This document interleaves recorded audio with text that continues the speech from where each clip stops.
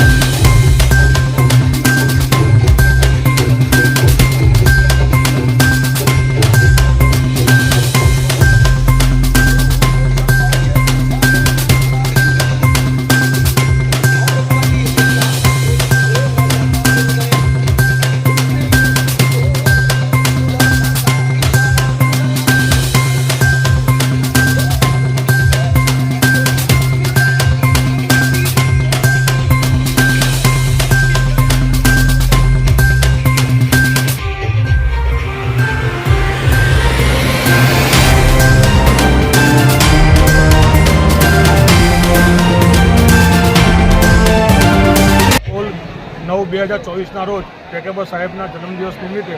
આજે એમનો 499 વર્ષ પૂર્ણ થયા હોવાથી આજે વડુ ગામમાં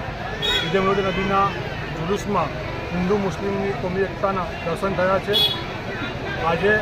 અહીંયા એપીએમસીના ચેરમેન પરવીનસિંહભાઈ સિંધા, જિલ્લા પંચાયત સદસ્ય અર્જુનસિંહ, તાલુકા પંચાયત સદસ્ય ગિરવતસિંહ અને અન્ય અગ્રણીઓ અહીંયા ઉપસ્થિત છે અને આજે અહીંયા ચુસ્ત પોલીસ બંદોબસ્તના અનુસંધાનમાં ડીવાયએસપી સાહેબ ખાસ હાજરી આપી છે તથા વડુ પોલીસ સ્ટાફના ચૌધરી સાહેબ અને અન્ય સ્ટાફ એ ખડે પગે અહીંયા વડુ ચુસ્ત બંદોબસ્ત રાખીને કોમી એકતાના દર્શન કરે છે।